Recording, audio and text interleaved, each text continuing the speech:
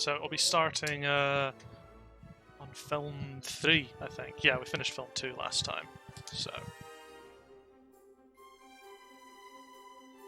that should be what's next up. The last palatable film of the series.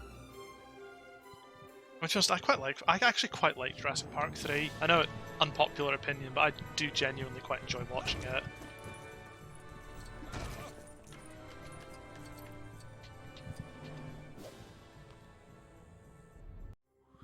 I bet you didn't know this.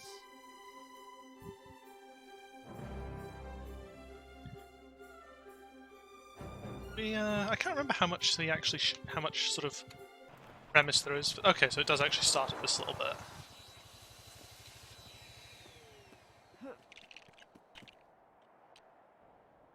Dr. Grant, I give you the resonating chamber of a velociraptor. This is brilliant, Billy. Really it is. Sad to say, I'm gonna have to pack up in 4 weeks. Dr. Grant? Paul Kirby, Kirby Enterprises. Amanda and I just love the outdoors. Heck, we've been on just about every adventure tour they can come up with. I've chartered an airplane to fly us over Isla Sorna, and we'd like you to be our guide. It'll be nice when we finally get to the 4th film to make a contribution to your research here. When we get to the 4th film, and the audio balance will be the same for everything. Because even though a lot of it's ripped, it's a lot. The audio in general is a lot cleaner to rip from in that one.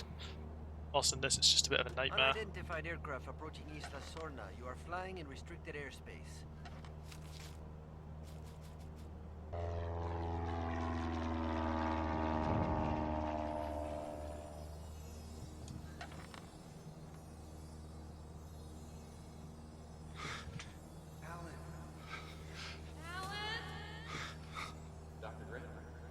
Alan! I think they're looking for someone. Must admit, that was like, what, almost 20-odd minutes of the film they had to basically sprint through there to summarise the, get us to this point. I think that's definitely the biggest jump of all of them. We have to get back on that plane. Will you tell your wife to stop making that noise? That is a very, very bad idea. Like you could have opened with like a little level of Eric and Ben paragliding. You really need to work on communication in your marriage. Oh, okay, none of these characters have guns. And I'm gonna guess, is that can that only be shot? Yeah, range targeting only.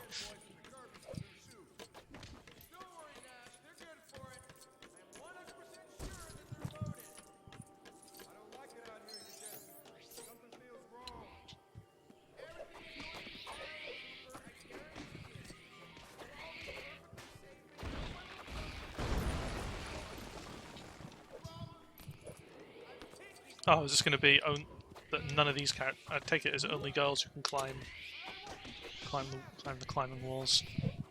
Oh no, Billy can as well. Okay, we need Grant for that one. If she keeps shouting like that, we're gonna have every dinosaur on the island on top of us. I'm gonna turn the volume up just a tad.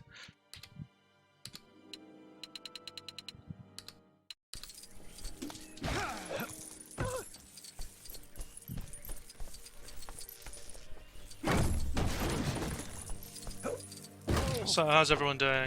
How's everyone finding this disgusting summer weather? Because I am dying a little bit. I actually had to finish work early yesterday because I got a headache from how horribly hot it was. I never knew they I had to have my fan running at full blast all night to fall asleep. It's really not great.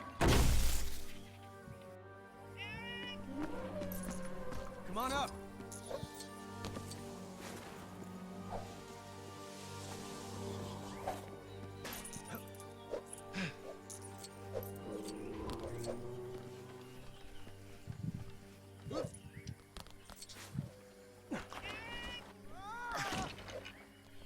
Yeah, I totally get that, Luna. Like, I had to actually go into the office itself. I had to pick up a particular controller to do some specific testing with, because I didn't have that one at home. And it's a 20-minute walk there, 20-minute walk back. and honestly, just that completely did me in, and I pretty much had to spend half the evening just lying in bed trying with a sort of fan blasting full blast into my face, because it was just I just felt awful.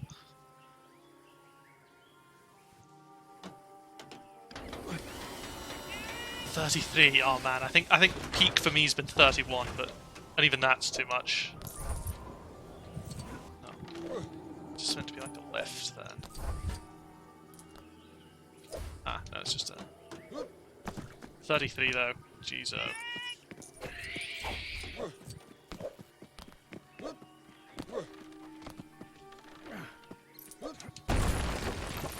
can't believe I flopped that jump.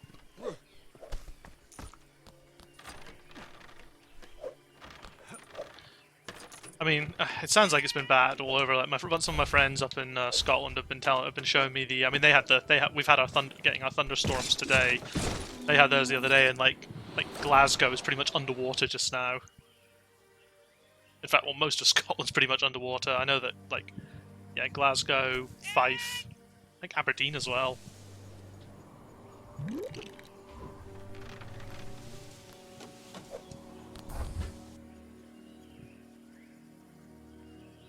Yeah, I guess climate change denial, perhaps. Amanda, honey, Dr. Grant said that's a bad idea. Because honestly, I could go for, like, I think when I buy a house, buying a house, recession, yeah, haha. But if I ever buy a house, I think I will have to put some investment in to get an AC system in it, because I mean, I like having AC going even in the winter, so that's how bad I am when it comes to the heat.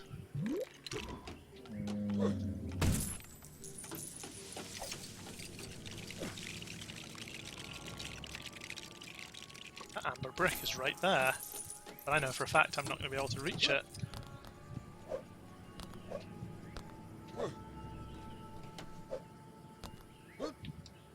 Yeah, that's the thing. Like when I nipped into the office for that very brief time to collect the controller. Honestly, the difference it made just walking through that door, and it's like, oh my god, it's fine. You know, our security guard sat there in like a shirt and in like a proper sort of full shirt and tie, and it's like just not breaking a sweat because of the. It's just honestly the dream.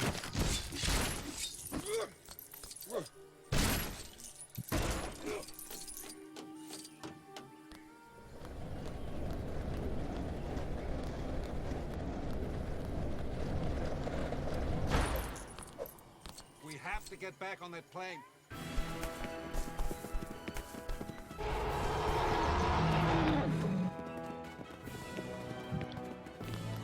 What about the other guy? Cooper's a professional. He can handle himself. That guy sounded nothing like Udetsky.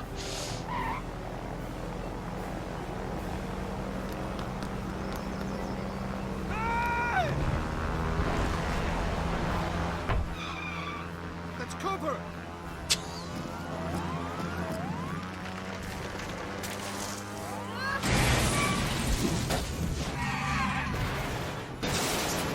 I actually remember that scene in the cinema, because I'm trying to think, how old was I when Jurassic Park 3 came out?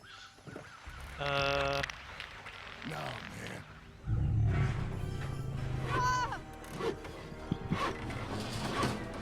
Okay, yeah, I was 9 years old when only 9, jeez, I was 9 years old when Jurassic Park 3 came out.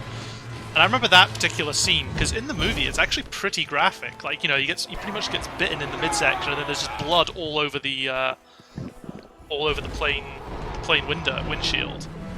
I remember that scene being pretty grim in the cinema when I saw it. Like, it was genuinely one of those sort of holy shit sort of moments as a kid where you just genuinely get a bit freaked out by something.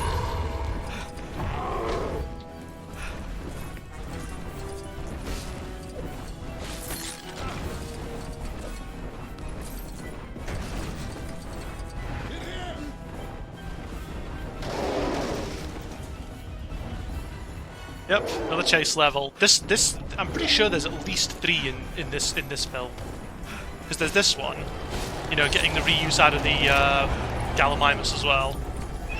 But there's one where you're being chased by raptors, and I'm pretty sure there's another Spinosaurus chase later on in the game. I might be wrong on the second Spinosaurus chase, but it feels familiar.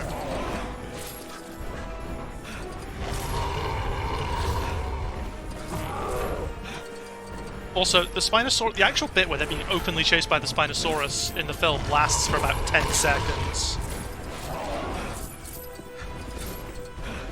Yeah, it's great. I remember playing the Lego Marvel Avengers, and I'm sure there was a scene similar in that where Iron Man just flies in a circle.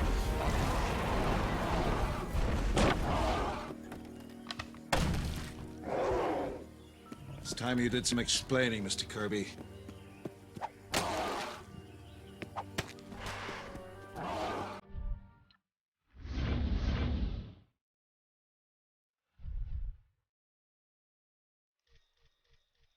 Only 46%, wow. I think it's because in the first part I literally just did the bare minimum and went straight for the objective. That's fine.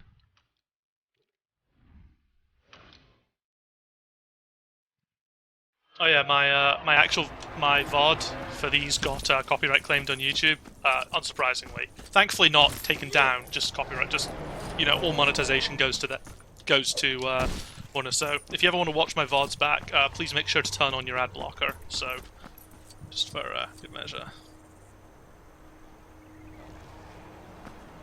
There goes the long history of that.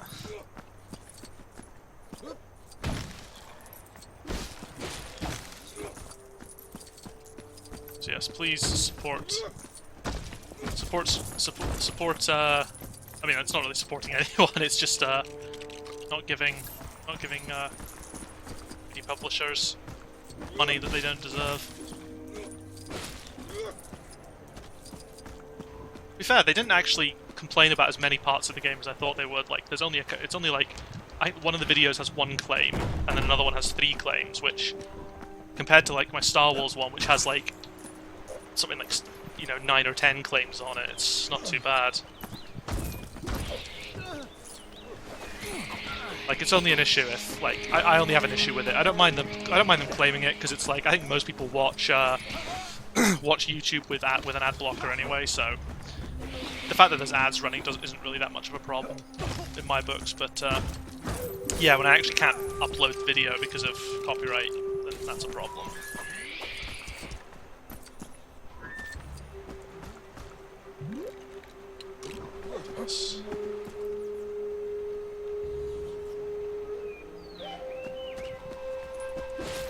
Although, this music that's playing, this ambience, is that from the films? It doesn't sound like it's from the films. It feels more like sort of generic jungle music.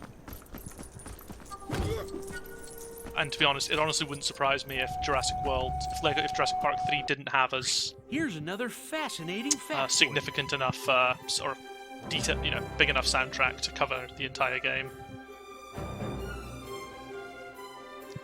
Corythosaurus, as it mentioned there, that is one of my favorite dinosaurs. No! He was with a friend. That's from my time with Jurassic Park Operation Genesis, which is the best Jurassic Park game ever made. He said we needed someone who'd been on the island before. I have never been on this island. Sure you have. That was Isla Nublar. This is Isla Sorna. Site B.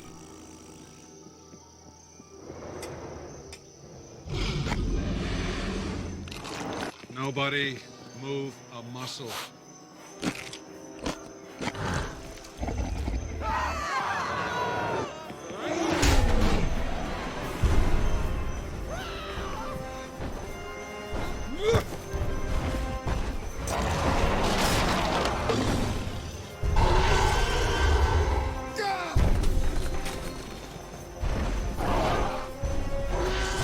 So I don't know for sure, but I'm fairly certain that I think the original design for this level called for this to be a lot more sort of epic, but again, I think the limitations of, well, the Lego game engine meant that it had to mostly just be quick time event special moves interspersed between the gameplay.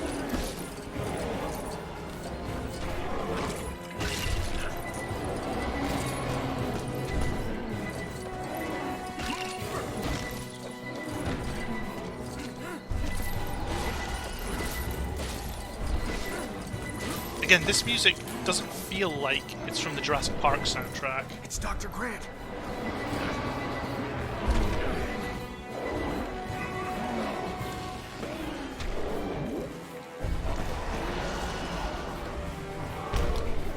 Maybe it is?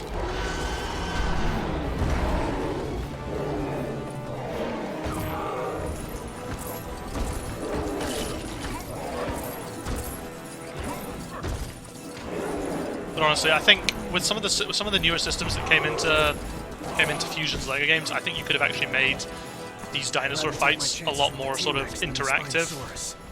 Maybe we can distract it?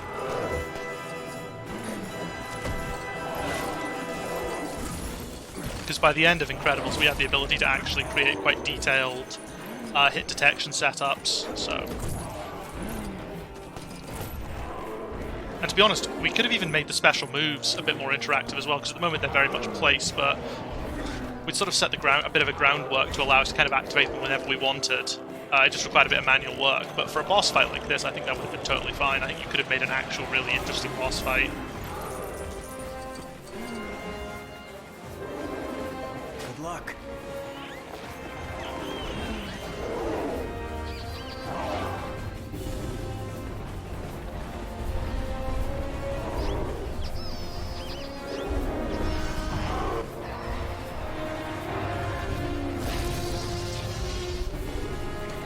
Because yeah, this is just the special move system, but purely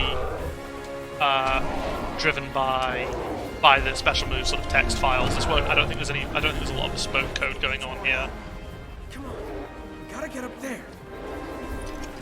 But to be honest, I think there would have been room. I say that.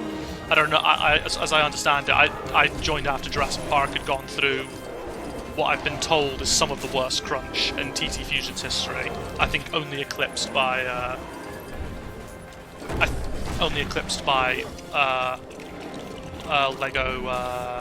Lego City Undercover. What happens if you fail the QTEs? I think it just puts you back to the previous one, and if you go back to the first one, then you just sit there waiting for something to happen. I'll find out on the next set. But I think traditionally the QTEs have like the setup allows for a failure state, and usually the failure state was the previous one that you just did. In before that doesn't blend well. It doesn't blend well at all if you actually try and do it.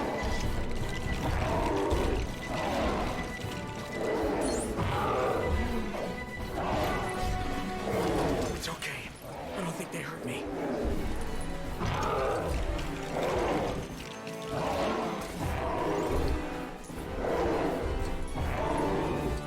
Deski's a tracker. That's kind of weird, considering he says in the film that he's a booking agent, not a mercenary.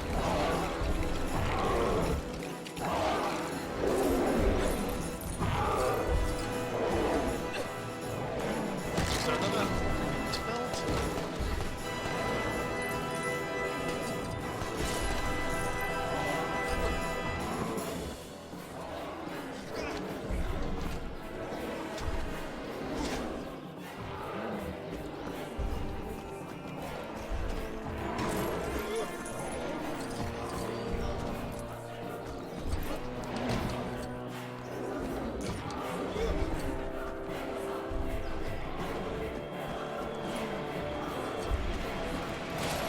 Sometimes. Okay, maybe I need to progress to the next bit before I can build anything with the bones. Are you kidding me? That is drownable water. Go and do it again. Oh no. Oh, I got it once. There we go. Yeah, yeah, seeing how they react, I'm pretty sure that LEGO games tend to try and avoid failure states wherever possible. The aim's good. Over to you, Dr. Grant. So we'll see. We'll see what the failures look like. My guess would be either it will go back to a previous state, or the animation will just loop until you do something.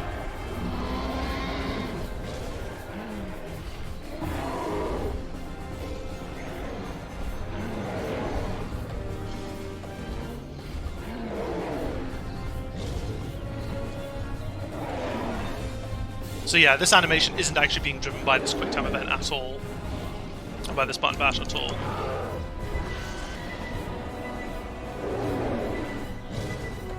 Yeah, okay, so it plays a little failure anim and then just puts us back a state.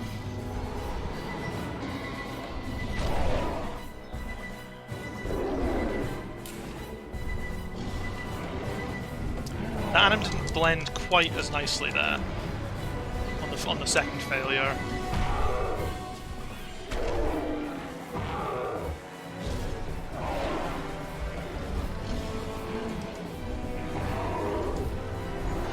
Yeah, I think it does just loop, and then there's a for each attack anim there's a subsequent failure anim as well.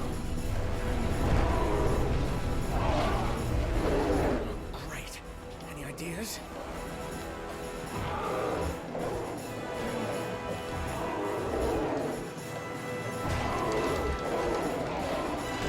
As that's how we tended to do them anyway. It was like I think even the setup guide said there should be a sort of a success state and a failure Whoever state. heads over needs to distract the Spinosaurus again.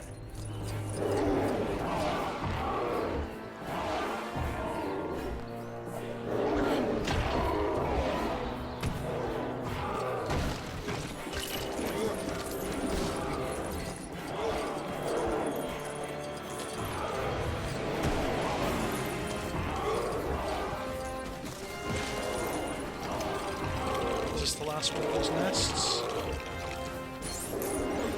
Oh no, 2 out of 3.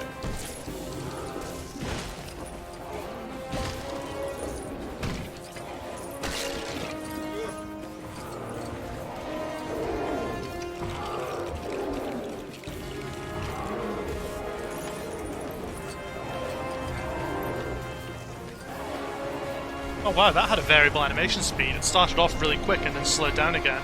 I didn't know we actually had that support. So once again, this is going to be... I mean, some of these anims actually look like they're... Yeah, I think this might actually be exactly the same as the...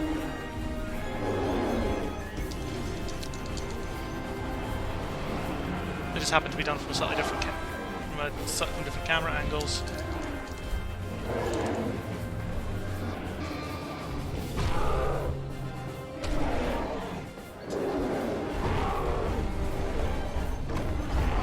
Oh wow, yeah, there was some sliding there. Come on, let's move while they're both Like busy. to get into position. I saw the T-Rex slide first before it actually slammed the Spino into its spot.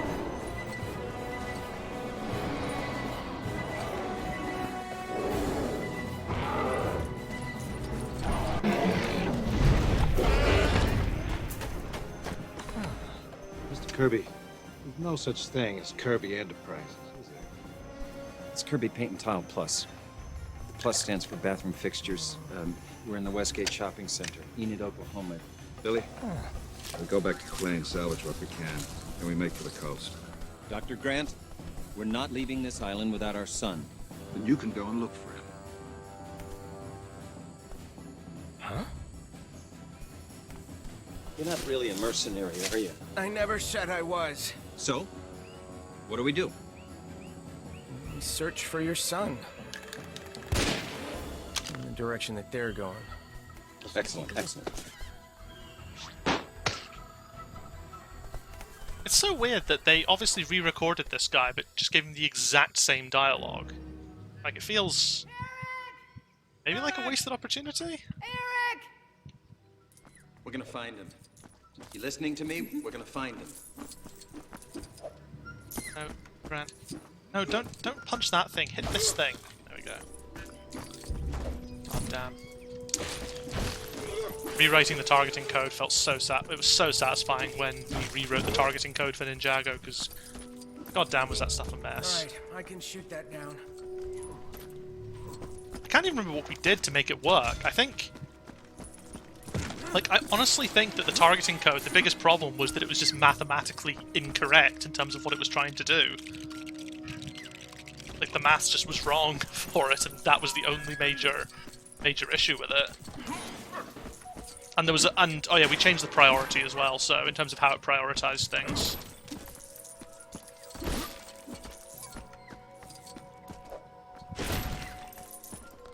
But even then, it wasn't a particularly... Like, it was a pain to work out what was going on, and I think, yeah, in the end we kind of just set... We rewrote it from scratch to be considerably less complex. It was a much simpler set of things. It just gathered the list, and then it just... I think it literally just did an angular check based on the sort of parameters we'd set up. Like, nothing fancy or anything. Why does it keep giving...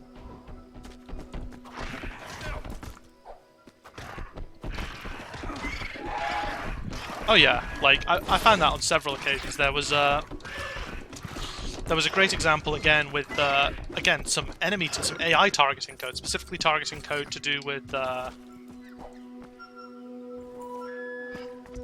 mean, it can genuinely be fun, Professor Rickkeeper, because it's just, because rewriting it feels satisfying, but also it's kind of like, this just was there the whole time.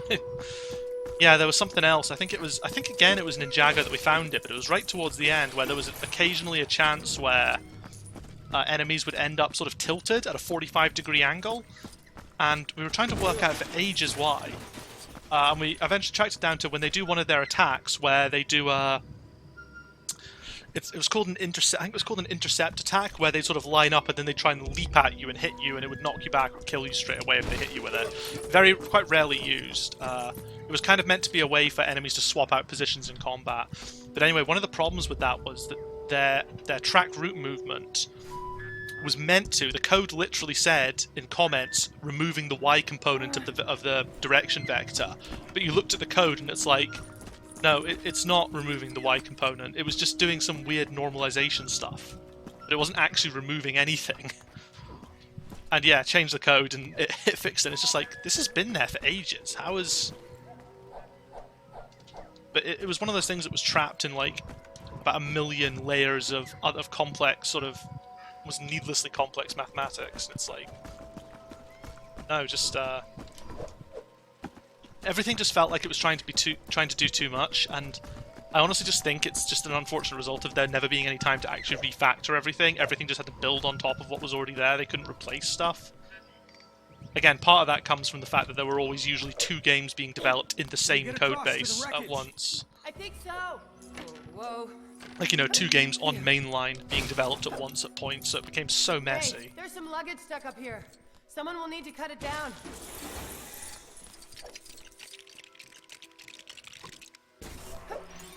Now, I'm no sort of expert on ASW source control or anything, but it just feels...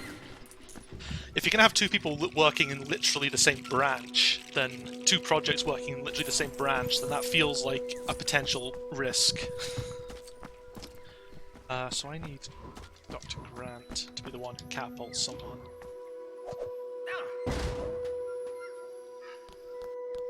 Cut this down.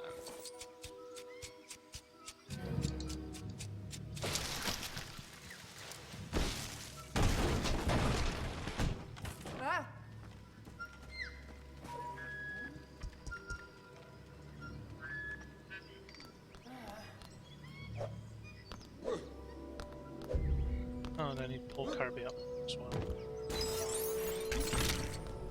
Alright.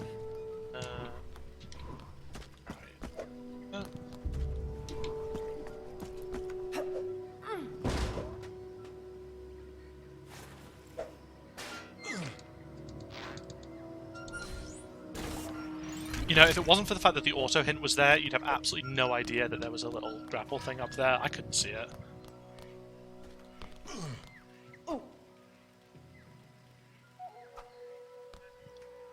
Hopefully the new engine and extended project support on the new Star Wars helps to mitigate that.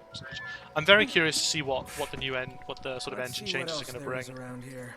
Because I was sort of around when engine discussions were happening, but obviously I've had literally zero actual work. I think the most I saw was a few seconds of footage and a couple of art test scenes. That's the most I ever saw out of the engine tech. I guess I'm up next. Before I left, so I'm very interested to see, and I'm interested to see what the speedrunning community makes of it, because I think a lot of the stuff they rely on, in theory, won't be there anymore in the new engine.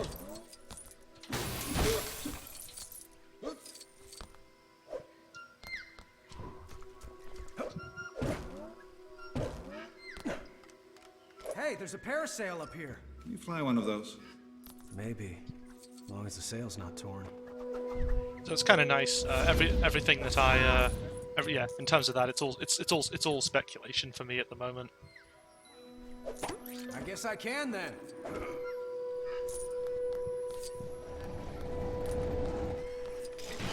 Can you use that?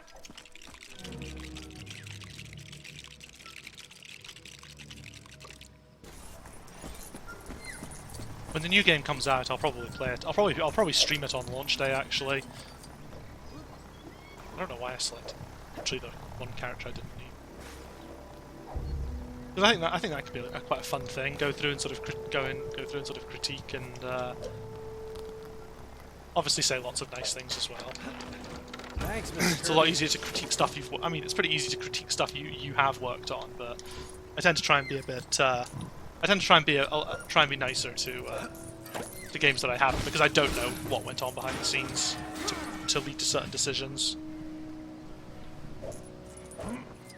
We have to be close by now. Maybe through those vines?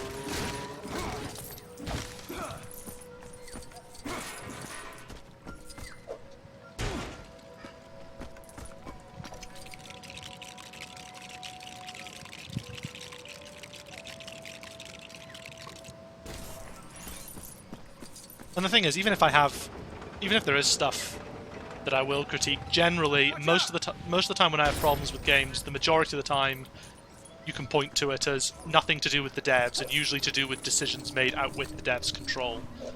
I mean, there are games that sometimes are just, have crappy features, but again, more often, there are more times than one account that crappy features have made it into games because someone who doesn't know how to make games has decided that's how it's going to be.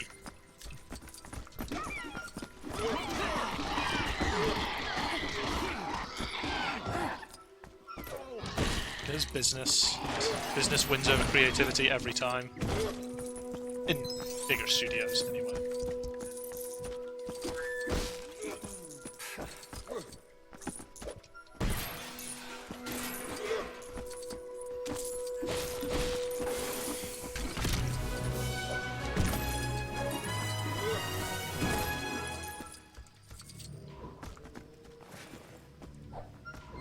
Doesn't even know which character I wanted to switch to.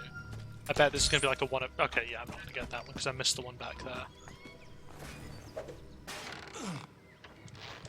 That's his life vest.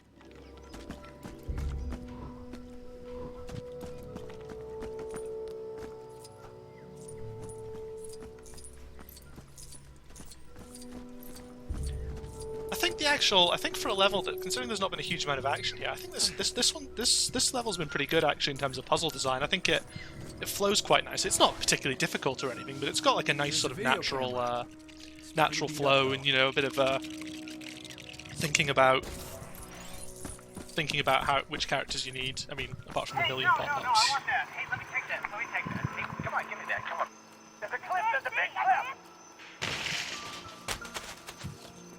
Camera's still on. He's alive. I know he's alive. Eric! Eric! That classic screaming run animation that we've had in so many games.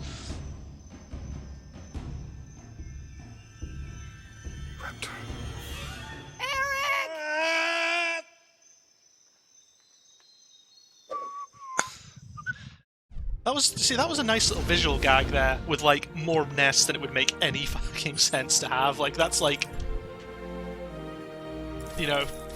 food chain devastation if you'd have that many raptors. But that whole thing, if you'd taken out the actual dialogue, that whole scene would have worked completely silent, completely dialogue free. I think. Just sort of added in the. Taya Leone who plays Mrs. Kirby? I think that's how you say her name.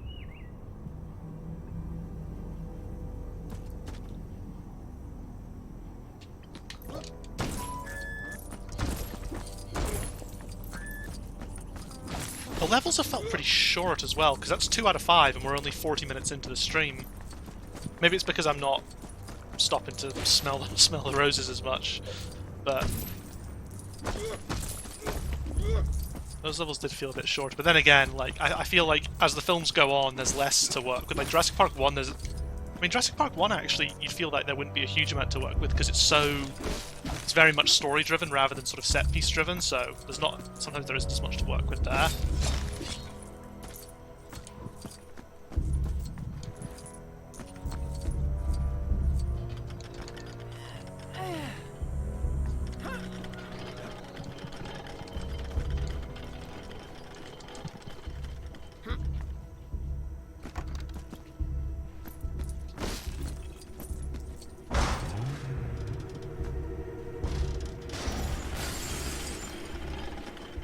Oh wait, does Mrs. Kirby? Yep. Oh, it only showers glass, it doesn't break other rooms. That's lame.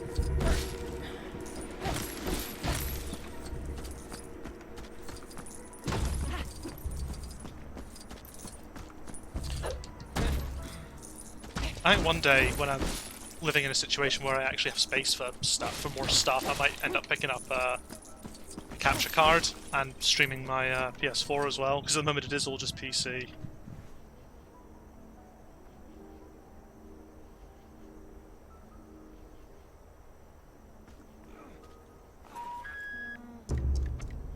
Every time I watch JP1, I always start going, really, another set piece? Against the Raptors in the kitchen. I have a completely blinding set of rose-tinted glasses when it comes to JP1. I mean, I can jokingly find things to criticize about it, but I'm afraid I can't relate too much on that front. I will never get any kind of fatigue of any sorts with that film.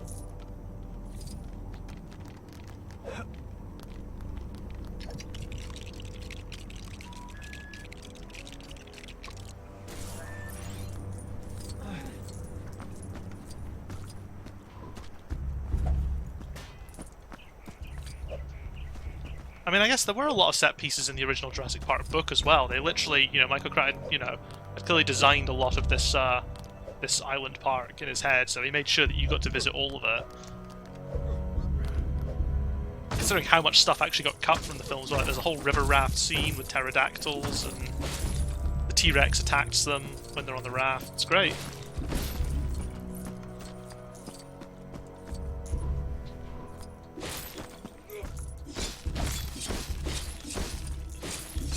And like velociraptors getting blown up with rocket launchers in the book as well.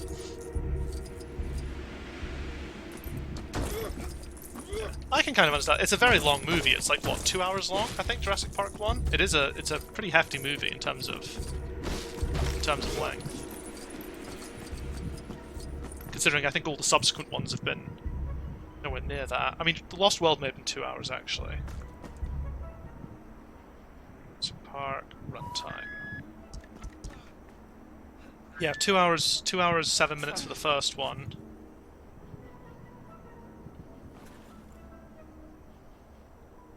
Uh, 2 hours 14 for the second. Yeah. Then Jurassic Park 3 is a 90-minute film. Jurassic World. Oh, Jurassic World was 2 hours. And Fallen Kingdom was the longest one of all. Fallen Kingdom felt like the longest one. Even though it's only a few minutes longer, Fallen Kingdom dragged a lot, but I think that's just because there's nothing interesting in that film.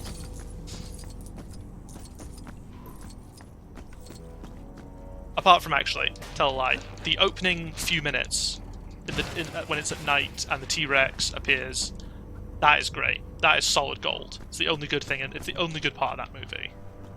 Everything else is hot garbage, but the opening 5 minutes absolutely kill. I mean, the premise of why that scene's happening is stupid, but you can put that aside to just recognize how awesome the scene is.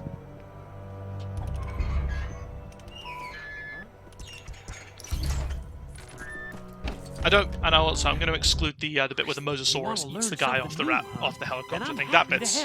It's basically up until he jumps onto the rope ladder. As soon as that point happens, it then just starts descending into stupidity. But just like the sort of the flashes of lightning, and you see the T-Rex sort of moving around. during the lightning flashes. That's cool as fuck.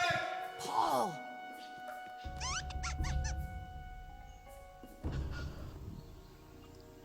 Oh, I think we're going to get a chase level fairly soon. I think the second part of this level is a chase level.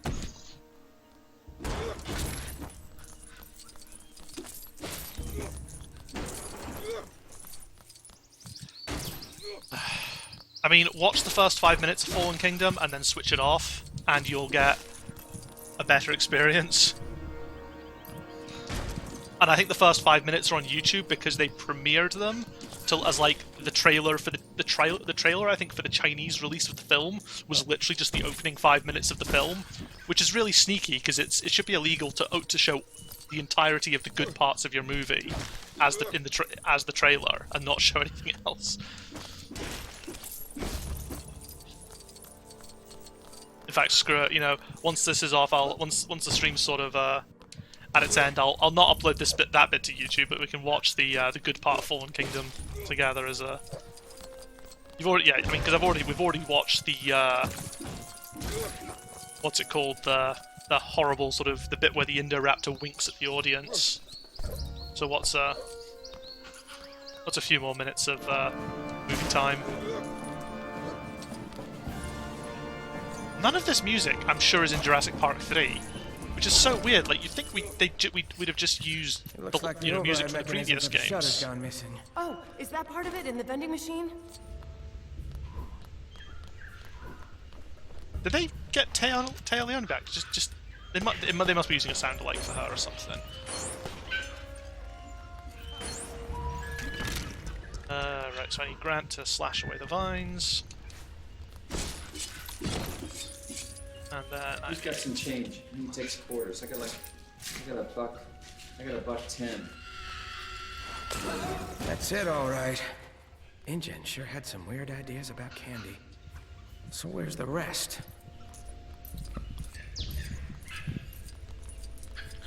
I must admit, I remember chuckling a little bit in the cinema during that sort of scene that they're hamming there, where Dr. Grant, or whatever it is, Billy, I think, kicks through one of the vending machines, and then Paul Kirby tries to kick through one and it just doesn't work. I mean,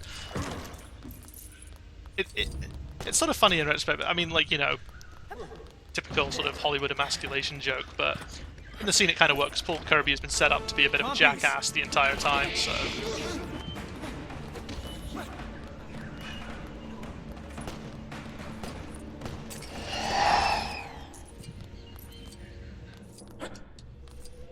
I don't think the noise was necessary there. Like, I get it's for kids and stuff, but what I think would have been really nice is if they'd actually done what they did in the cinema and actually just had that little audio tone and just the silhouette of the raptor. Like, it's obvious enough, but it was still, you could still miss it if you weren't fully paying attention. I think it would have benefited. Whilst there, we just made it completely obvious that a raptor ran past with it sort of screeching at us, or hissing at us, I guess. Oh! Ow, are you okay, Bob?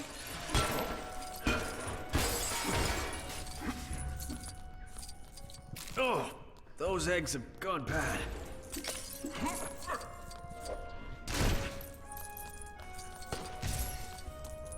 Okay.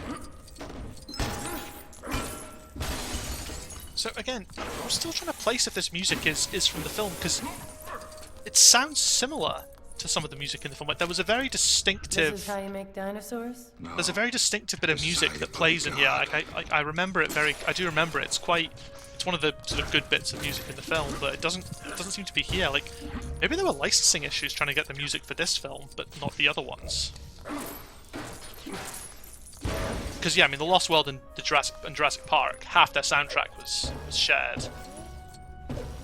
But Jurassic Park 3, it was pretty much all new, I think.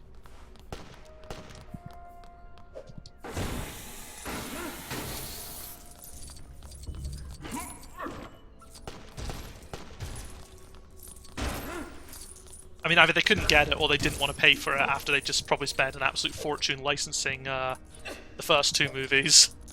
And presumably the fourth movie, because that was obviously the moneymaker.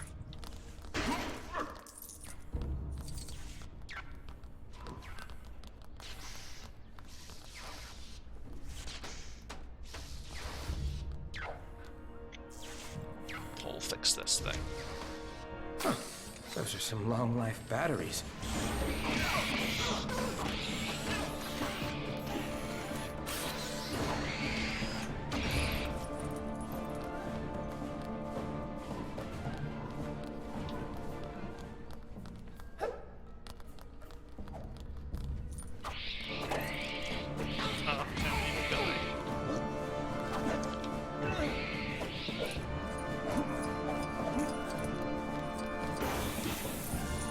I think there's some equipment in this crate. And I think the AI system is going to prevent any of my buddies from fighting that. Can one of you pull it free? Fighting that copy.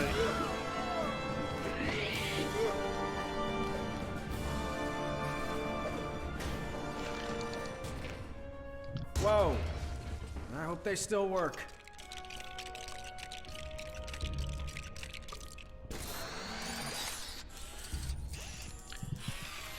Just did some quick research. Looks like Rob Westwood did a bunch of additional music for the later films covered in the game. Okay, I mean that sounds about right. Because yeah, I mean like Jurassic Park 3, I can't think of any distinctive soundtrack. As I said, I mean I mentioned that I recognize that I feel that the lab music's pretty distinctive, but it's not like distinctive in that you can hum it. You know, you can hum it to yourself. Whilst, you know, the main Jurassic Park theme, everybody knows that. So yeah, it doesn't surprise me that we got like an additional composer to do some sort of additional sort of ambient music rather than license. Great, but we'll need more pressure in there. Existing music, which I can almost guarantee would have probably been more expensive for some copyright.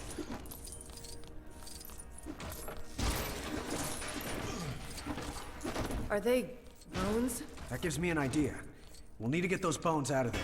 Okay, we need to get to that walkway I mean, I say above fucking us. copyright. I think there is some value to, obviously, to copyright. You don't want people stealing your ideas, but it's so often weaponized in such horrible ways.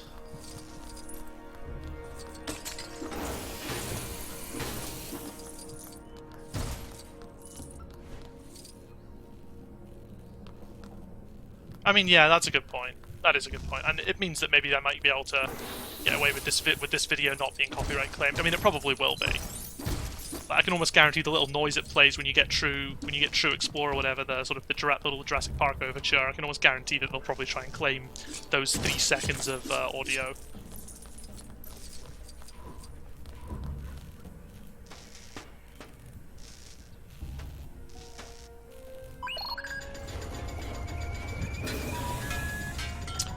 So, despite the fact that this game was covered like only, you know, there was only like one good film in this game. Like this game I think was very successful. I can remember a number given, but I don't think I'm allowed to say what that number was. But I think this game was surprisingly successful by the standards of what TT were expecting. I mean, the thing is though, it did accompany the biggest film of all time the year that film came out. Like Jurassic World was the highest grossing movie ever, I think, not adjusting for inflation. I think when it came out. Gross. So it was either adjusting for inflation or not adjusting. It feels like not adjusting for inflation is the correct term there.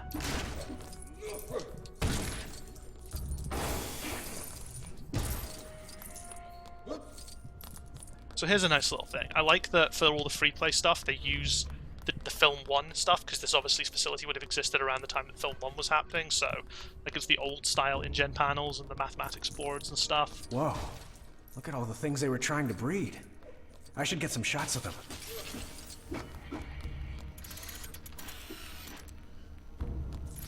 Oh, I forgot that was an achievement. Try and get Dr. Grant to use a computer.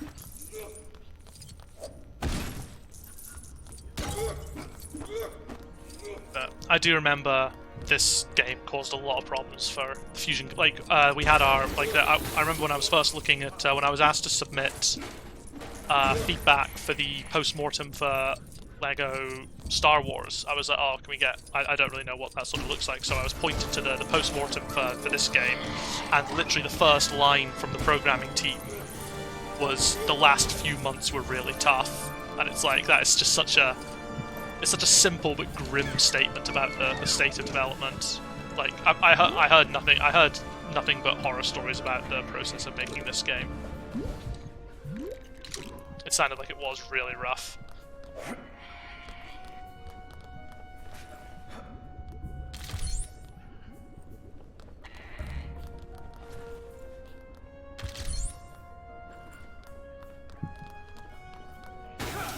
I mean, Star Wars was pretty rough as well, I'd say. But again, I don't really know. It's hard to contextualize numbers. I mean, everyone does different amounts of overtime on a project. My Star Wars overtime was pretty bad, but part of that definitely came from the fact that I was that as it was my first job, I was trying to impress, trying to sort of suck up to management. You know, the whole sort of thing that they do to trick new games industry people into working hours they shouldn't.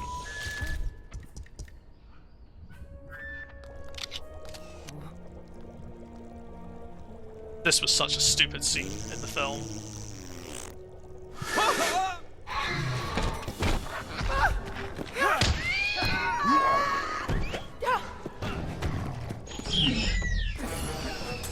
Oh yeah, dinosaur chase.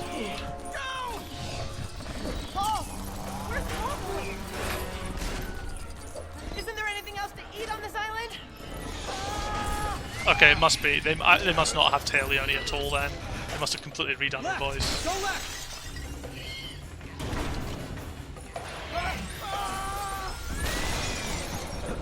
Why do they keep following us? Pass? Through the door!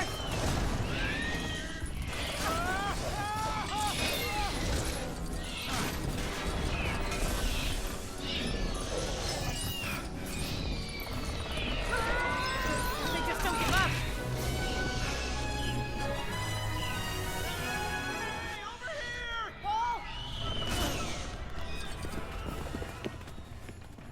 You only see it for a couple of seconds. That's probably maybe why. I don't know. As I said, I can't really comment a lot about this. I joined after it had gone gold.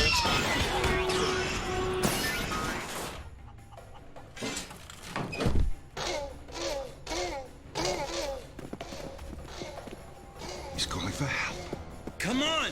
Oh really? Oh wow. Okay.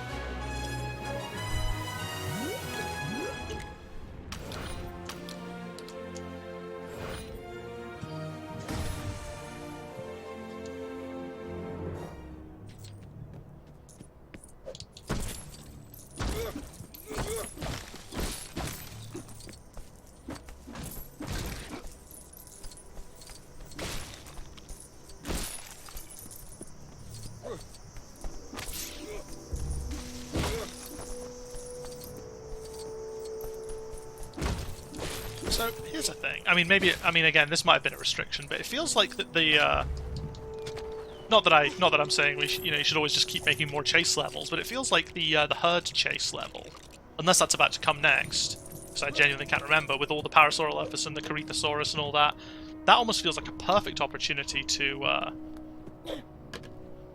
have a chase level. You get lots of dinosaurs, the raptors chasing after them. The fact that I can't even remember what the next levels are. I mean, it's been a while since I last played this, but because I don't think I played this. Except I think I played this on when it launched, and that was when I played it, and then I didn't play it again until like I started doing these streams. Because there are definitely, I'm fairly certain there are Parasaurolophus and or Parasaurolophus, however you pronounce it, and Corythosaurus models and animations, because you can play as those dinosaurs.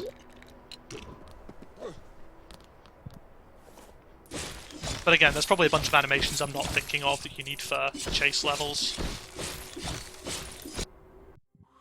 I'm Mr. DNA, and I make learning fun.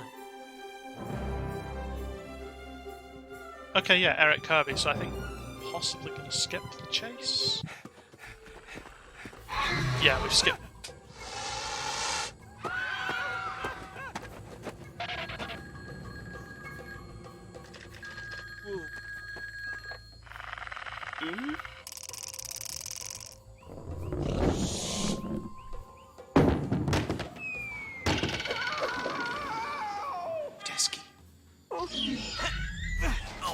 That is a very... They set a trap. They actually set a trap. That was a really weird gag setup there. That strikes me as one they were struggling to think of something for. But yeah, I mean, I get it. Yudeski's death is pretty fucking grim in the film.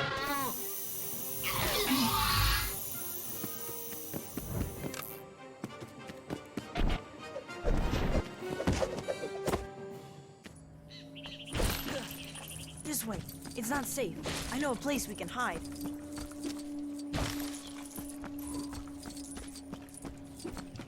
Oh wait, this...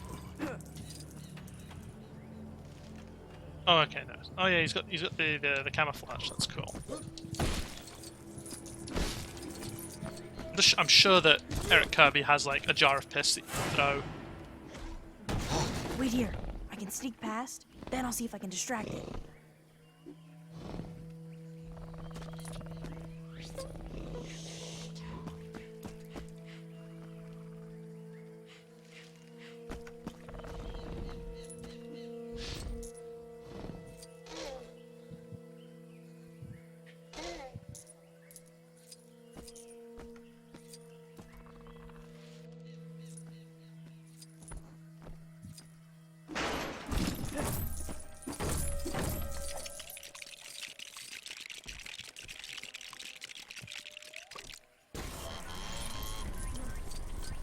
This should do it. We need to keep moving. It's a real obsession with sausages in games. Like, it's always a gag to use like a sauce. Like, was it? Yeah, pigs, sausages, and possibly chickens. I'm pretty sure show up in just about every single Lego game in gag form. I mean, I think there's an entire collectible around them in around, or is it pig cannons or something in Lego City? I don't know, I haven't actually played Lego City. Maybe that's one I should play on stream, actually. Although it's a fairly hefty one, I believe. Oh, smoothies as well, yeah.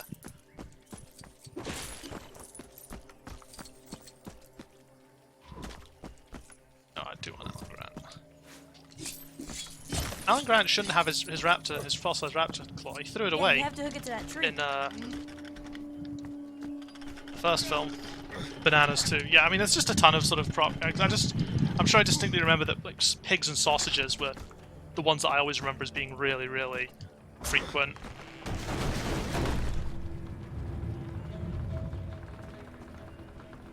Nick Fury drinking a smoothie being a recurring gag. Yeah. I'll find a way up for you too. I mean, so I'm genuinely trying to work out, like, I know you're using gag sarcastically there, I'm trying to work out what that would even try and parody, if anything. Come on, quickly!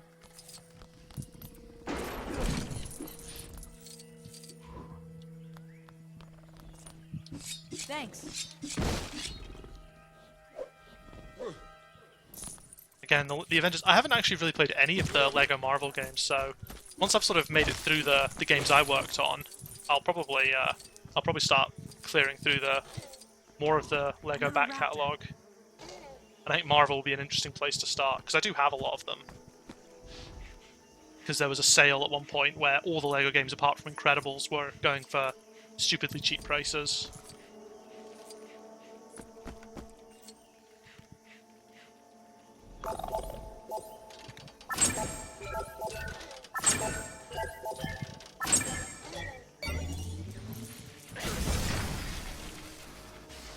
Oh, okay, yeah.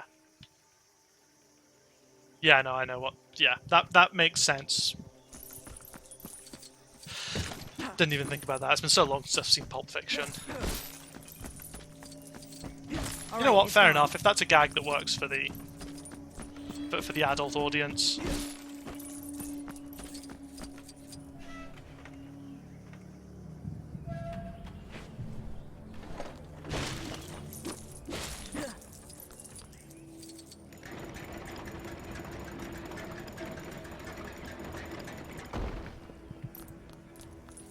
I mean, I guess there's a thing there that two adults who have both seen Pulp Fiction and struggled to think. I mean, I couldn't even think of it at all, and you had to sort of commit yourself We to can't leave it like thinking this. about The it. raptors will eat it.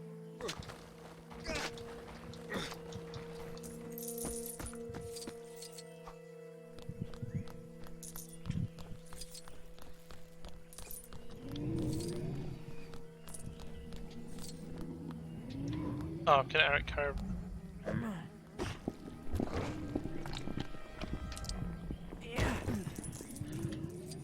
This feels a bit... You know, Ellie Sattler devotes her career to studying sort of paleobotany and its effects, and Eric Kirby just lives on an island for 8 weeks and is suddenly as qualified.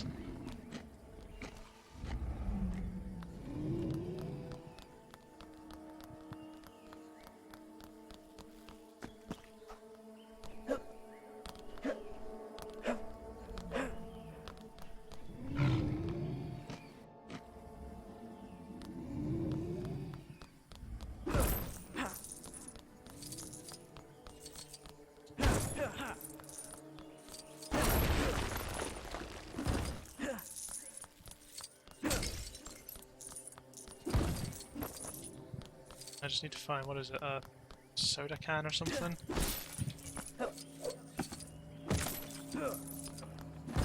Ah, it's probably over there. Oh yeah, it's a vending machine that's covered in vines.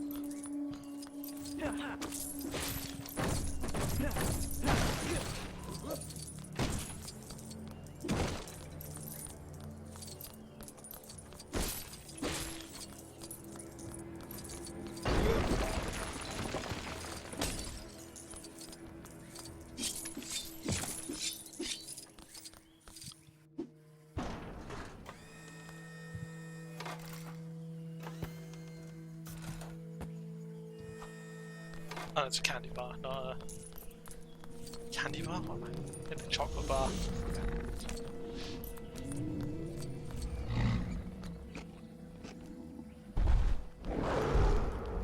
Now I get to play as Ankylosaurus. Again, one of the cooler dinosaurs.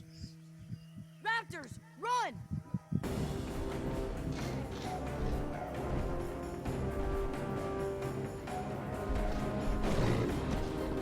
Oh, what? I forgot that was an animation. That is awesome. Wait, do it again.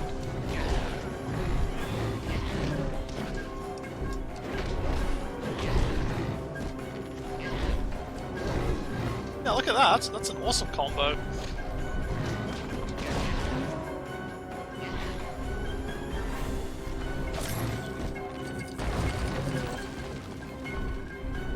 Although, goddamn, these turning circle controls are not great.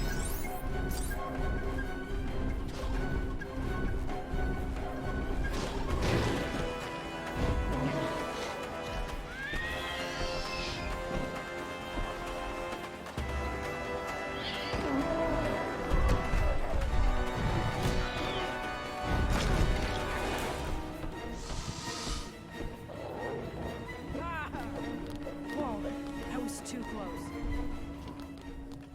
Come on, my hideout's just through that hole.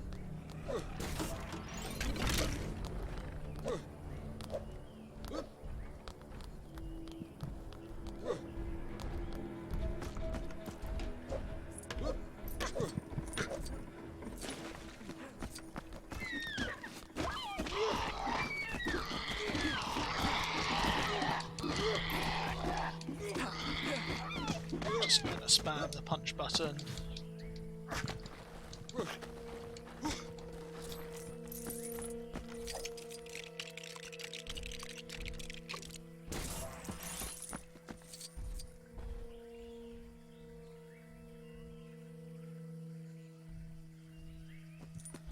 Okay. We're almost there.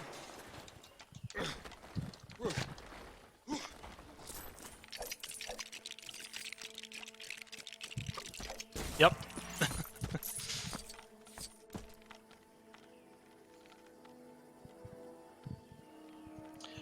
Yeah, I think as well, like, the sizes of the dinosaur seems to keep changing based on what we needed to do, but the Dilophosaurus was pretty big in real life. Like, bigger than the raptors. Although the scientific consensus on spitting poison is a bit more of an interesting one. Then again, Michael Crichton kind of was able to get away with a lot of stuff in the books by just going, oh, well, we've blended their DNA with other animals, so of course they're not going to be exact replicas. Like, Henry Wu just drops that line in the book. It's great. Although I'm pretty sure when the book came out, at the time the book came out, it was actually the most accurate scientific consensus. It had the most scientific consensus on the various species of dinosaurs. Although, again, the spitting poison was definitely an exaggeration, or a sort of bit of creative license, similar to I think in the Lost World, which I haven't read yet actually. The Carnotaurus can have like chameleon-like scales, so they can camouflage themselves. Invited me along. Which then got reused in a T-Rex scares some of the smaller ones away, but it attracts one really big one with a fin. Listen, compies.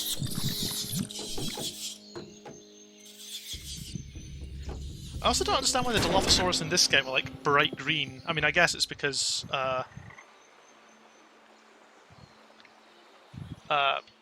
bright green. I mean, I guess that's probably just because that's what the Lego model looks like. Whilst the film model, you know, film ones are black. For all my complaints about Jurassic World, I did like that they addressed the dinosaurs had feathers thing by making Henry talk about how they'd engineered dinosaurs. Yeah, that's basically it. That's like John Hammond and Henry Wu have that exact discussion.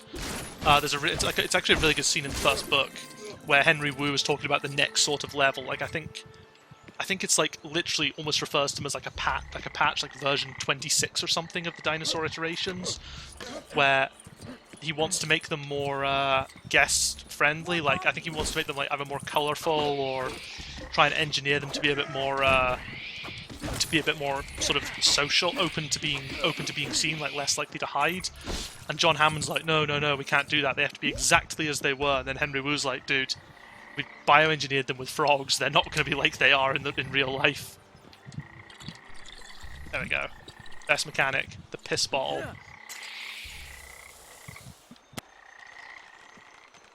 But yeah, that fourth film line just felt like it was one of those sort of, I mean, I kind of interpreted it as a sort of, you know, just shut the hell, you know, as one of those sort of shut the hell up and enjoy the film and stop complaining about the fact that the dinosaurs are now no longer accurate to what their original representations were.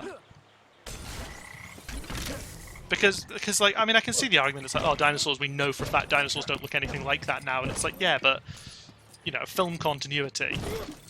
Like, if T-Rex suddenly looked like what T-Rex probably looked like, people would be like, why the fuck, what have you done to the Tyrannosaurus? Oh, the book is great. It's full of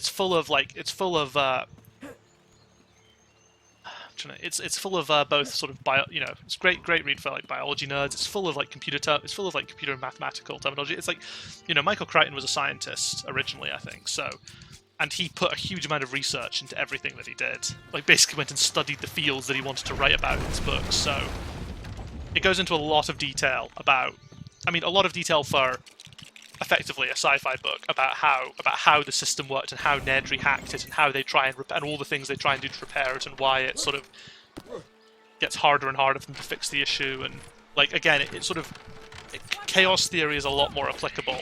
Sort of Malcolm's rambling about chaos theory becomes more and more evident as more and more things go wrong, because a lot more stuff goes wrong in the books. Like, it's sort of a continuous sort of spiral of things going wrong, and as soon as they think they've got one thing under control, something else goes wrong. It's great. It's and also Nedry becomes a lot more sympathetic to anyone who's ever worked in software. Nedry is like, yeah, no, Nedry was totally. I mean, he wasn't totally justified in doing industrial espionage, but it's kind of funny when you read it and just go, oh, okay, yeah, no, that's totally fair.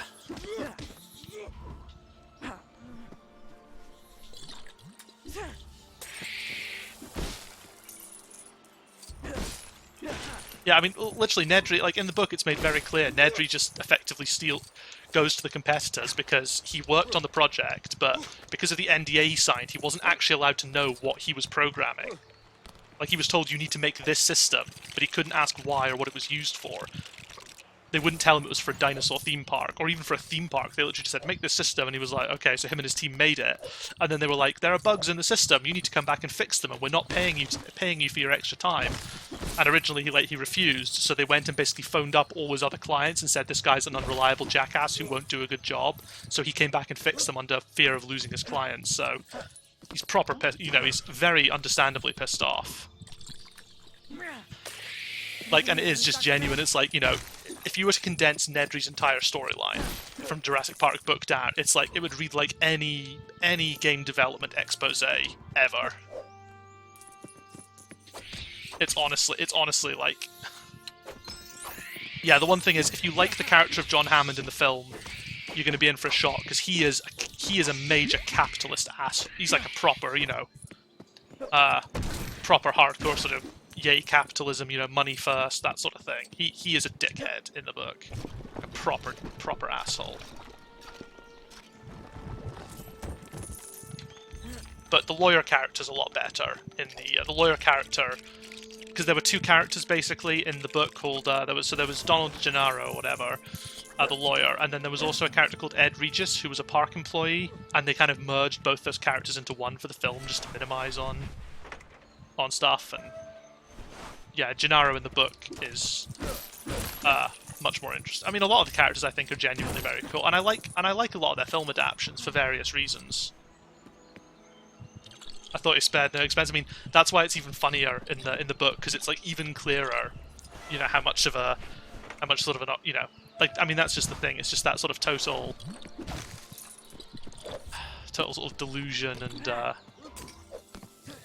think it's really sort of funny. It's genuinely a fascinating read. And again, it's one of those things that I think you can enjoy alongside the film. Like, the film is very different in terms of just not only its content, but just the overall messaging of the film is quite different. I feel, but because the film needs to appeal to Hollywood, whilst the book is much more cautionary tale, criticism of capitalism and unchecked greed. And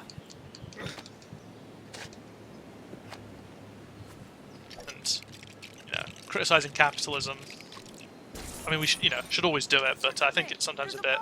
Yeah, there's a boat. Bit less likely to be as on the nose. Looks in good shape. Listen. What? Oh yeah, there's definitely elements of that. I mean, John Hammond's entire character is basically effectively Dad! an example of capitalism being a garbage capitalist approach towards things. Dad! Mom! Eric! Eric!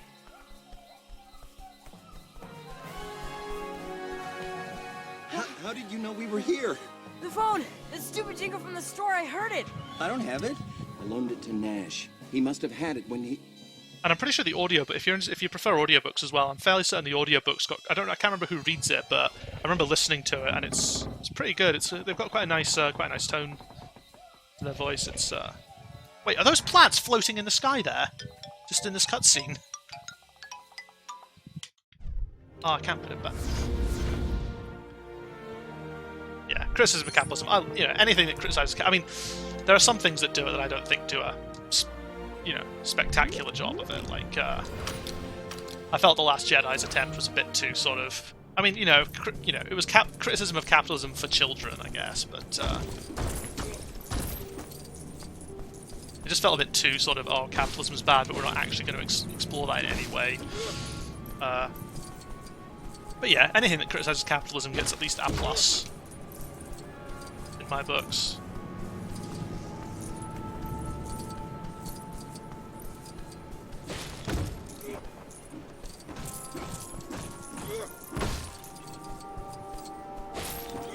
I mean, you do. It's quite nice. You do find quite a lot of that in media, because generally artists are usually pretty left-wing. What is it? The left creates art and the right appropriates it. I've been watching a lot of Vosh recently, and that's one of his. Is it Vosh who says it a lot, or Xanderhall who says it a lot? I've been watching both of them quite a lot, and one of them says it uses that exact phrase quite often. Wait, it is Greta first.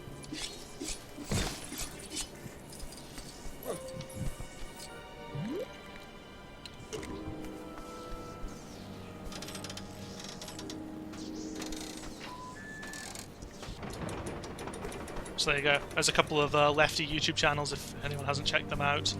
They're both quite abrasive, but I quite like that about them. They're quite sort of edgy leftist channels, but they are genuinely very, very leftist in their talking points, and it's great.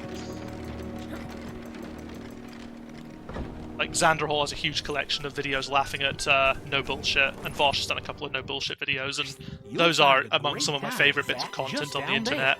People doing takedowns of no bullshit, like who is the stupidest person on YouTube.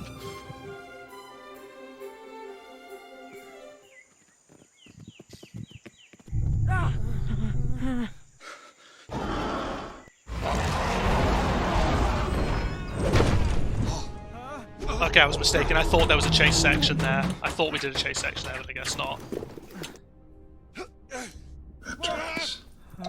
Oh, a clip. Awesome. I took them on an impulse. I thought they'd be worth a fortune. Enough to fund the dig site another 10 more years. Oh yeah, I love H-Bomb. I have enjoyed Philosophy Tube's content, but at the bottom, just I find, and I know this is incredibly lazy of me, I find I have to engage my brain way too much to watch his stuff a lot of the time, so I'm never in the right mindset to watch it. I adore H-Bomb's content, though. He's one of my favourite... I mean, my favourite YouTuber is probably Sean. What is it? But H-Bomb's right up there as well. And I really like Three Arrows as well. Let's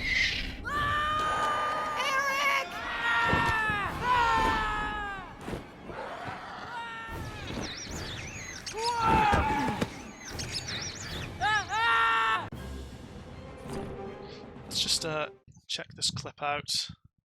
Just gonna crack. Is this gonna break everything? I can't remember who reads it, but I remember listening. Oh, I need to change the scene as well. I have no idea if this is gonna look any good. Scene, and if I go display, does that show? Okay, listening to it, and it. Yeah, look, just you can see it just there. Those plants are just chilling out there. Cool.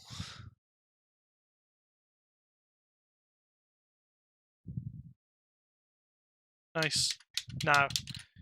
Okay, cool. And the game has returned. These things happen. Not really sure how, but I can't see him. like usually I would have, unless that's maybe that bit in the that's where 000 is for whatever reason. Like typically your 000 should be below the map, so to minimize the chance of that happening, but maybe not in this instance.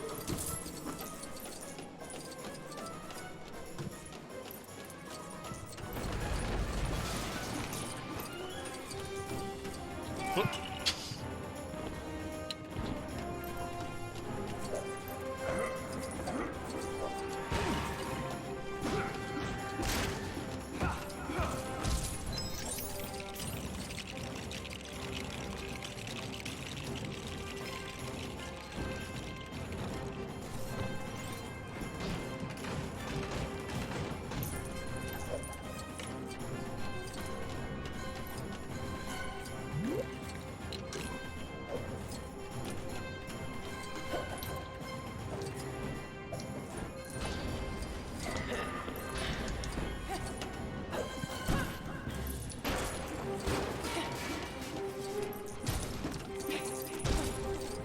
Just a second.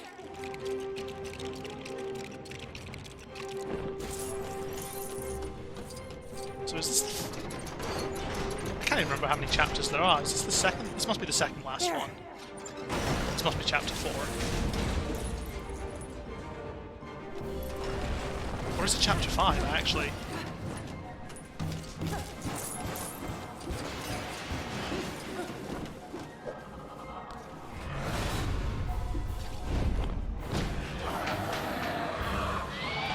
Wow, she seems totally unconcerned by the dinosaur right there. Okay, so I need to grant... What's he doing all the way back there?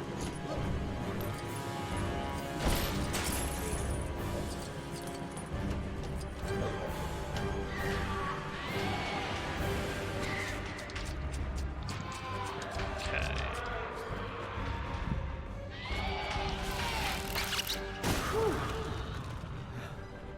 Overgrown chicken.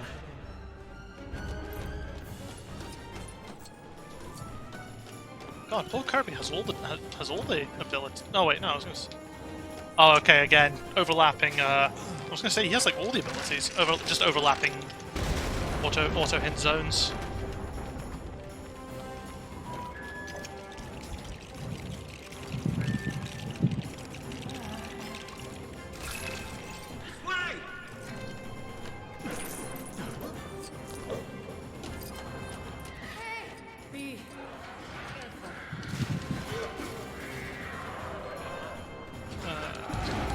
Destroy this, and then is that going to give me? Yep, something to build.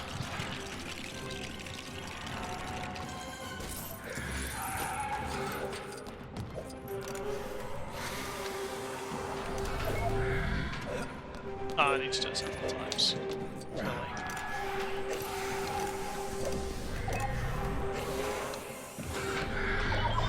Yeah, smash everything you see. You know what? It's actually kind of nice that you have to work out what to smash. Because one of the things that I noticed that we added in Star Wars, again, Star Wars being the sort of the big, becoming the sort of benchmark for the way a lot of our games were made, Fusion, was that we put these massive glowing sort of. God rays is the wrong. I don't know if that's not technically the correct word, but I think that's actually what they're called in the code base. The sort of hidden God rays with these bright glowing beams coming out of things that you had to interact with, and it's just like, come on, just let them punch. Just let them punch everything and figure it out. But then the thing is, we started adding those quote unquote God rays to everything.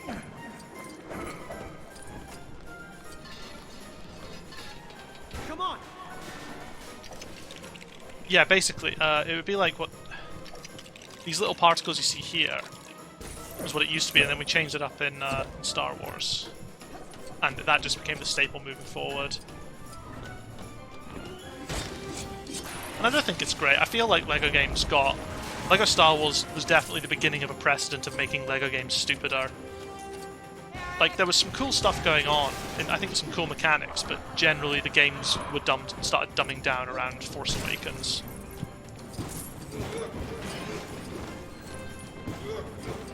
Which is a shame.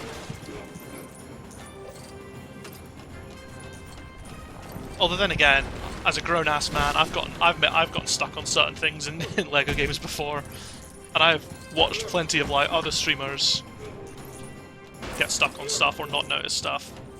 But again, I still think the games have gotten easier. It's just there's some things that are still a bit obtuse, but overall the difficulty has gone down.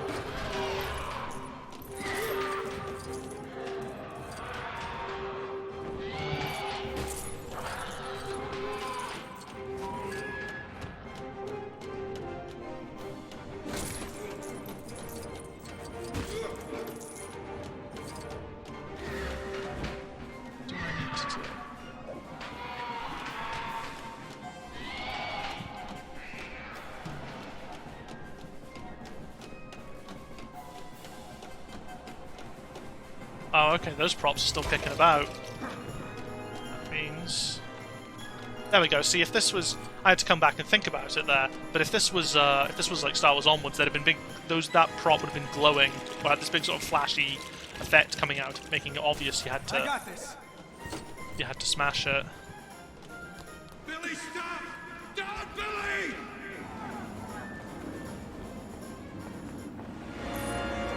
Hey, I can almost see my house from here.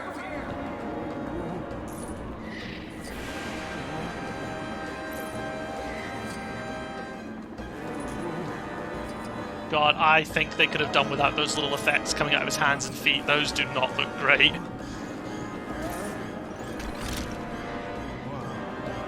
And yeah, another section that I think you can complete without having to... where you can just put your controller down, it will complete itself. Jump!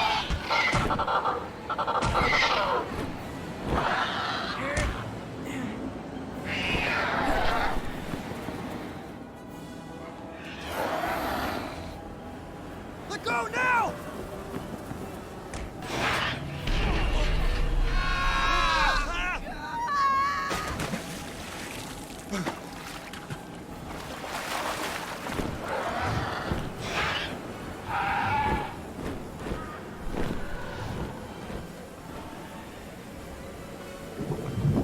Oh my god!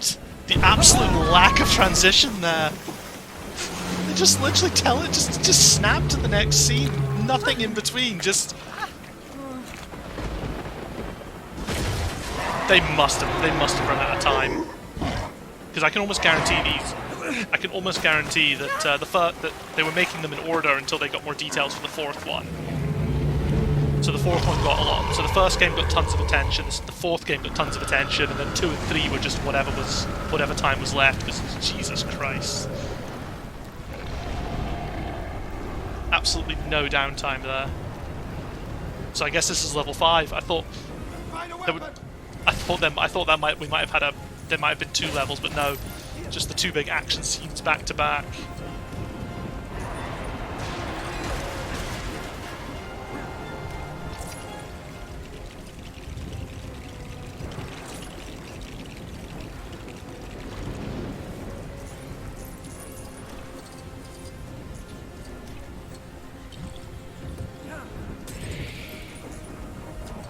I wonder how this film would have been if Steven Spielberg had actually directed it. Because I think he was a producer on it, and I think they originally wanted him to direct it. But I can't remember if it was a clash, or if he just didn't want to do another Jurassic Park film without Michael Crichton. Because I think had Michael Crichton passed away before? I can't remember when he passed away.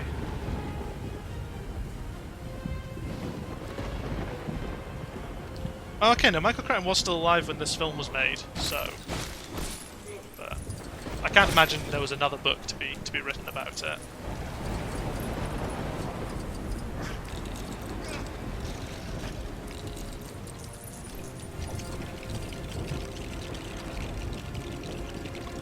Shoot the fuel drums!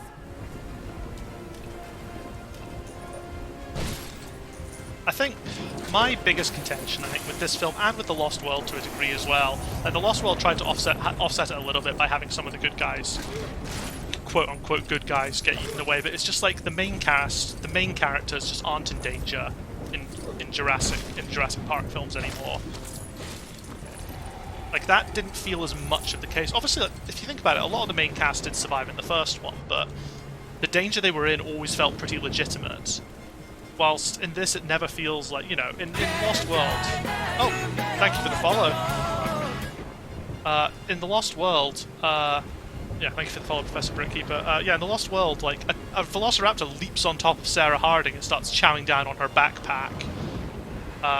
And she manages to escape that, and it's like, come on, really?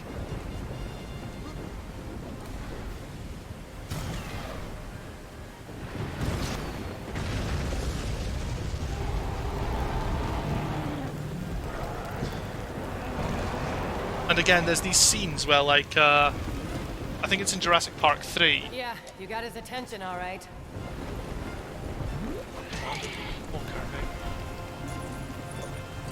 I think it's in Jurassic Park 3 where, yeah, Alan Grant just, like, fucking kicked... I mean, actually, then again, he kicked a raptor in the face in the first one, so maybe that's a bad example.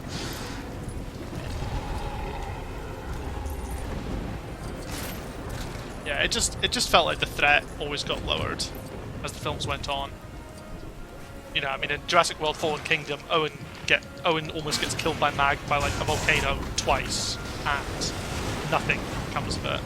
Spoiler alerts for... I mean, is it even a spoiler alert if the film's terrible?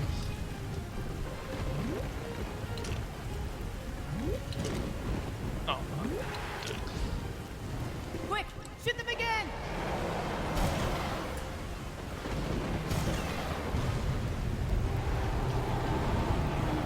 Like, Owen gets engulfed in pyroclastic flow and, you know, should 100% be dead, but, you know. That's it, Dad. We just need a few more barrels. But, you know, he's a movie character, so...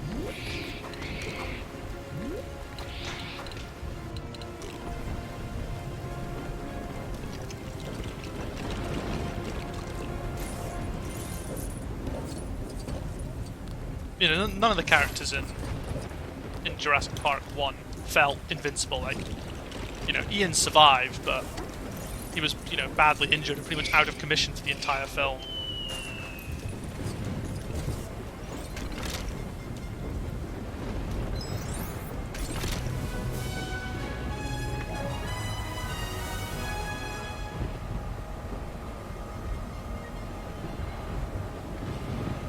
on my follow notification, I'm kind of happy with that GIF I got of K on. I finished the series the other day, and I remember that moment's from the final, like the opening of season 2, and I was just like, yeah, okay, no, I'm definitely taking that.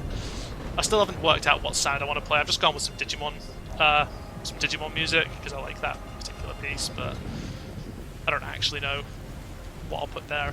I'll think of something one day.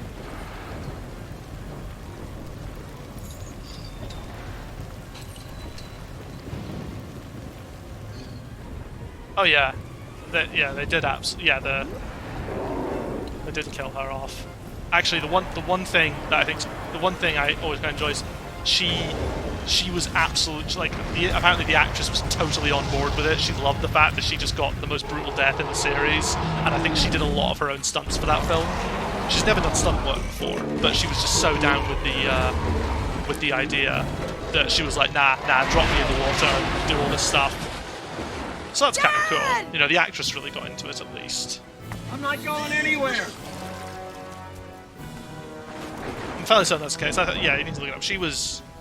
But yeah, no, her death, it's like, bloody hell. What is this for? You know, Claire is the reason all this has happened. And she gets off scot-free. But this poor woman just gets absolutely eviscerated. Otherwise we'd be dead already.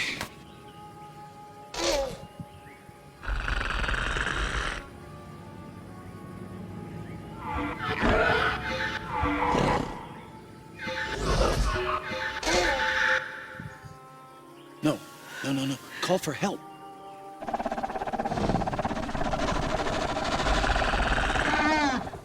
That's a helicopter.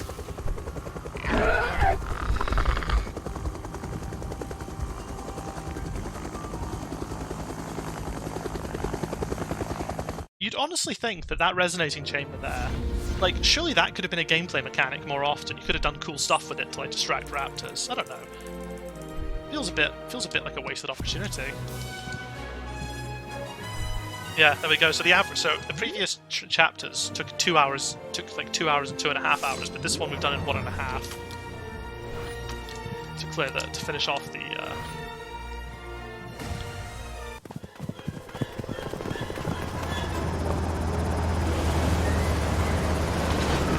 This is really weird choice of music.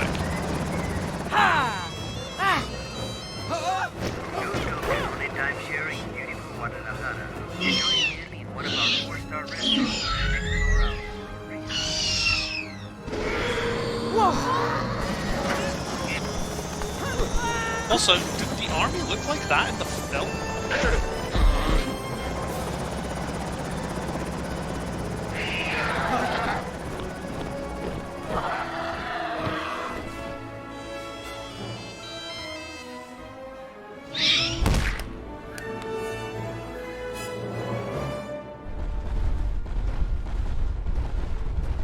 Yeah, development TT Fusion. Directed by John Burton. Is that true? Did he actually direct this one?